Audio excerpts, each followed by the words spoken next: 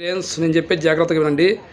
చాలామంది ఆడబిడ్డలు ఒక విషయం గురించి బాధపడుతున్నారు. ఏమిటంటే, మా అమ్మ మా నాయన ఉంటే పండగకు పిలుతురు, పీర్ల పండగ, ఉగాది పండగ, ఏదో ఒక పండగ వస్తుంది, ఆ పండగకు పిలుతురు. అమ్మ నాయన ఉంటే అమ్మ నాన్న లేదు, చనిపోయినారు, వాళ్ళు ఎవరు మమ్మల్ని పిలుస్తారని బాధపడుతున్నారు.